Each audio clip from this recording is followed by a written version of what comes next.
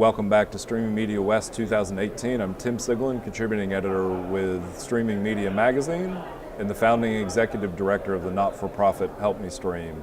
And today I have Pieter-Jan with me from, remind me of the company and your title. Company is actually THEO Technologies. THEO Technologies, that's but right. Of course, the thing most people know us from is THEO Player. THEO Player. I'm actually one of the founders originally, Okay. but my current role is the role of the CTO. Okay, so very good. I steer the technical teams, and a lot of other product stuff ends up on my desk. And I've always been curious, what because some people will call it the O player, but of course you have THEO capitalized, so we should all call it THEO Player. Where did the name come from? That's a very interesting question, and there are multiple stories depending on who you ask. Well, I'm asking you. You will get a different story.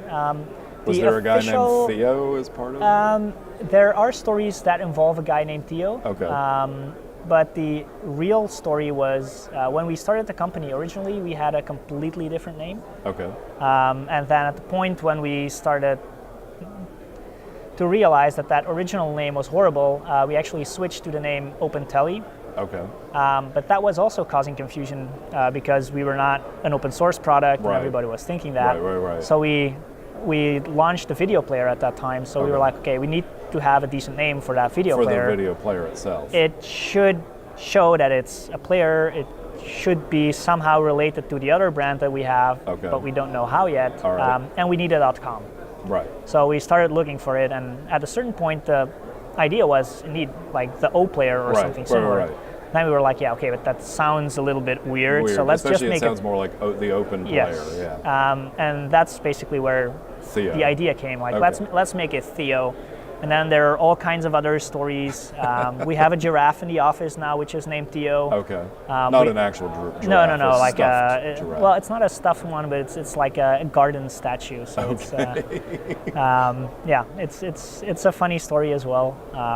But yeah, that's more or less where it came from. And the company, of course, is based in Europe, but you've come over for a number of shows. I think NAB and the streaming shows. We are here for all of the streaming shows. We've done NAB, of course, in Vegas. We did NAB in New York like a month ago, I think it was. Yeah, I was actually at the AES show with a client helping to launch. But it's we're in the States quite often. We have a number of pretty big customers here. Nice. What's kind of the core focus of the company at this point? Obviously, you've got a player. The player does really well, but if I remember correctly, you've also sort of expanded across the supply chain and the ecosystem. Well, what we do is our goal in the end is to deliver as good as possible a viewer experience in the end. So making sure that our customers can deliver their stream as optimally as possible, and of course, a very big part of that is the player. Right. So the player definitely is the main focus that we have. Doing the player, we gathered a lot of insights in the rest of the chain, in the encoding, in the packaging, in the delivery, CDNs, how they all work.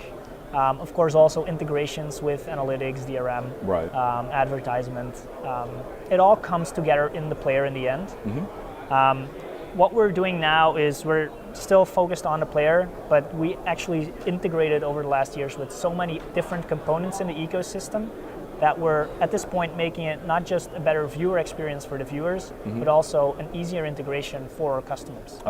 That's very important from that standpoint. So better API hooks, documentation, that type of thing? We've always been API driven. I mean, the founders were 3 engineers, so that's kind of, the defect that we have. We're very API centric, but also making sure that if you, for example, if you try to integrate, let's say an analytics platform like Conviva or Ubora or someone else, all you have to do is basically set a checkbox and fill in like the tracking ID.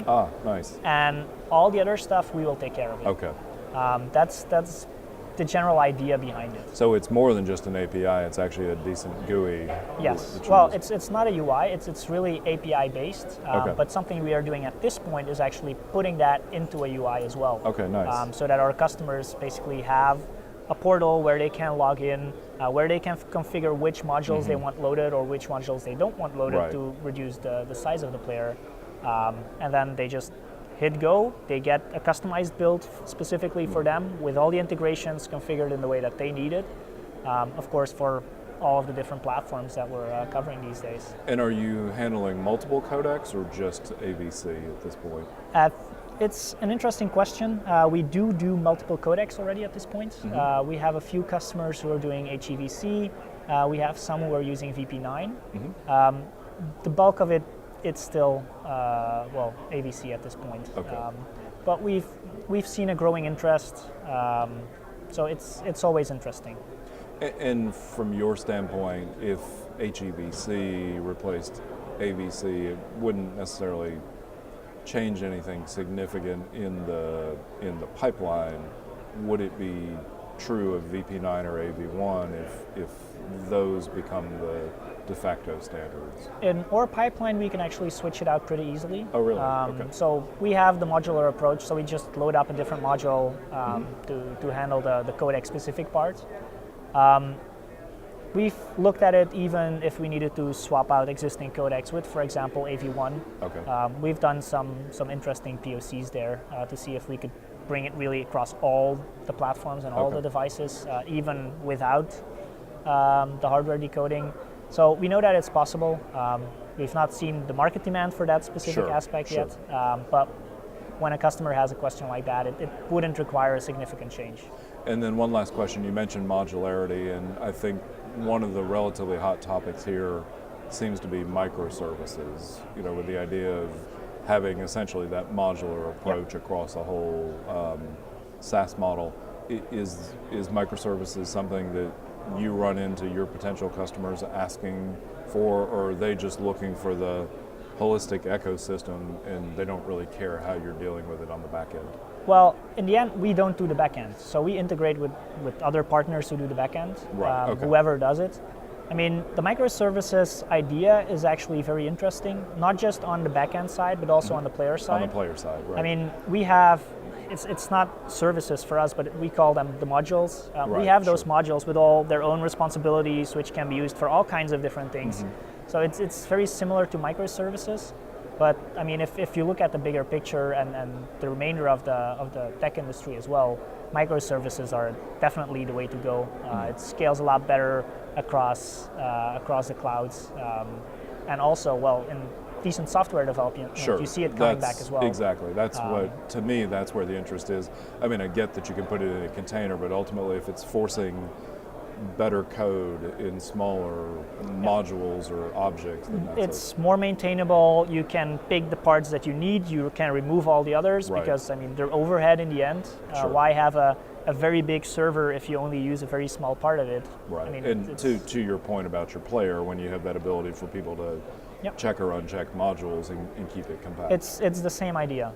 Making sure that whatever the customer needs, he has all of it, but there's no fat around the edges. I mean, just cutting it all off, making sure that you reduce the player size, but also making sure that you reduce the things that can go wrong, because if you don't have those other modules, then there's less variables in play. Definitely. So, well, thank you very much for your time, and we'll be right back after a short break.